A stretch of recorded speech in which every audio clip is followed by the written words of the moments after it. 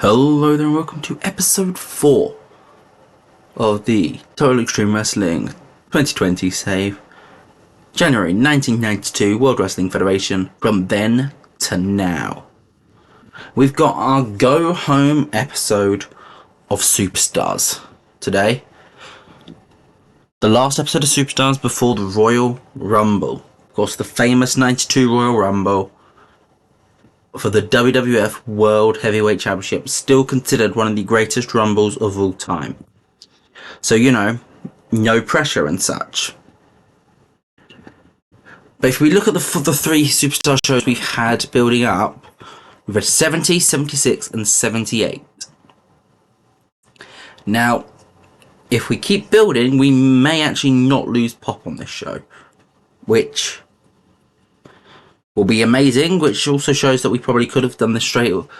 That the Pop's actually pretty accurate. Well made mod, well done, Flash. So, but where are we holding the show? Well, we said we're staying in the Great Lakes for this month, and so we are going to the biggest in the Great Lakes. We're going to the Rupp Arena in Lexington, Kentucky, which is also where we are going to be having the Royal Rumble. 23,500 people. We're not going to sell it out for this. I expect, however, to sell it out for the Rumble. So we are going to be booking the Rupp Arena tonight and on Sunday. Two big announced matches for today's card. An Intercontinental title match between Bret Hart and the Mountie. And one of the biggest tag team matches we could put on, as Hulk Hogan and Sid Justice take on Ric Flair and the Undertaker. All that to come, plus more. Let's get into this show. And the show opens with Rick Martel taking on Jim Powers. Martel's someone we haven't really used yet. I don't think we have actually at all. So we thought we'd give him a little match. Jim Powers, someone on our undercard to easily win, to easily lose against. Rick Martel gets the win, 9 minutes with Boston Crab. Probably could have been a shorter match if we're being brutally honest. But we've got less matches on this card, so I wanted some of them to have a bit more meat to them. Next up, we get Sean Mooney. He's giving Coco Beware an interview. You know, it's very undercardy feel to that. Sean Mooney's doing the interview. And he's giving the interview, and Coco Beware's chatting of mine. And he gets attacked by the Berserker. He gets beaten down. You got Mr. Fuji in the background shouting orders. Coco Beware just keeps getting beaten down. The Berserker just beats and beats and beats. And just stands over him and just looks down. And that's when we pan away. Gets a 48 rating. Coco Beware was good off script. And we didn't rate anyone else because I didn't trust anyone else. So, not too bad. We then get Shawn Michaels cutting a promo. Talking about how he is the future of this company. Other people claim they are. Bret Hart, he claims he's the future. Tatanka, he claims he's the future. All of these people, they claim they're the future. But they're not. Because for as long as Shawn Michaels is in the World Wrestling Federation, nobody has a higher ceiling than him. Gets a 67, which honestly for Shawn Michaels is a little bit upsetting. I was hoping he'd do better, which is kind of been the narrative with Shawn around this time. I mean, it's not long since the split, if I remember correctly, so it's not like he is ready, Shawn Michaels. He's not had his main singles run yet. This is what we're going to give him. But I hope he's not on the next big things list. He's on the hot prospects list at number 1. But we have nobody on the next big things list, which worries me massively. Let's just hope that Shawn gets much better and becomes the megastar that he does become in the next few years. 67 rating, not too bad. British Bulldog gets a quick win against Pat Tanaka. They don't click, which is a little bit of a shame. It goes 7 minutes. Quick match, running power slam, 1, 2, 3. 53 rating, same as the Bulldogs rating. Obviously, we've got SummerSlam this year. SummerSlam 92, we probably will still be running London. I don't know if we'll be running Wembley, because that's a big ask. But we will be running London. So I'm hoping Bulldog can get good enough to main event a show by then. No pressure on any of us. Whew. Savage finally gets the interview he had last week, because Jake Roberts has got a match later, I believe. And Savage talks about how Roberts decided to intervene in one of the most precious moments of his life.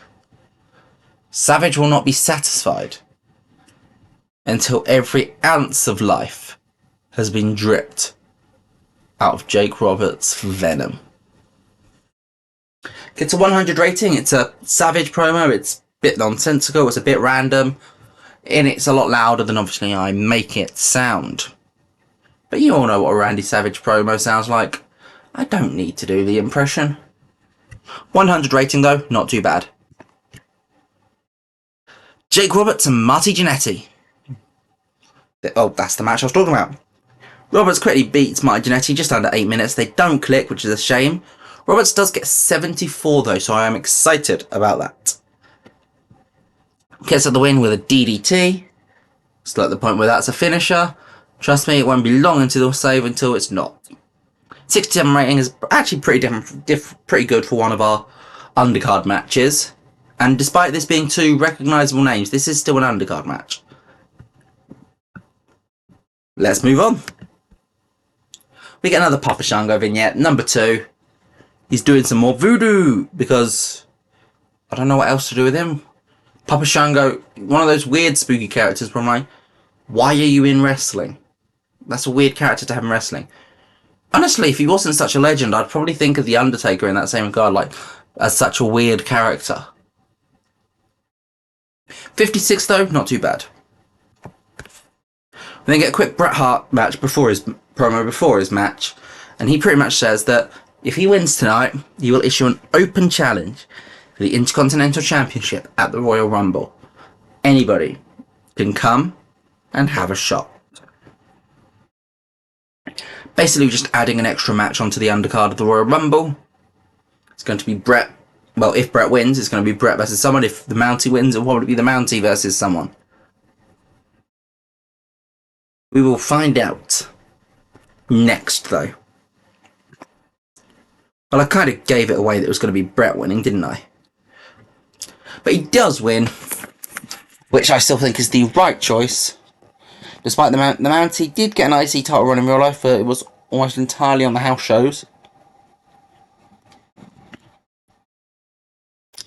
But ironically, by this point in the real 1992, Mountie had already won the IC title and was about to lose it at the Rumble to Roddy Piper. But Bret Hart picks the win here, gets an 81, best match we've done in the save so far. 82 for Bret, 70 for the Mountie. However, I think the main event might top it. We get a 100 rating promo from the heel teams. Paul Bearer warns Flair not to wrong with The Undertaker. Flair is the dirtiest player in the game. The Undertaker lives in dirt. 100 rating. Babyfaces, Hogan and Sid.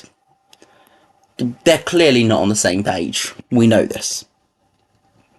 And the main event gets an 82. It actually does get better than the previous match, which is perfect. And in a hilariously kayfabe in real life situation, Hogan and Justice don't work as a team, but if we look at the booking here, Flair and The Undertaker defeat Hogan and Justice after Flair submits Justice after Hogan accidentally struck Sid Justice.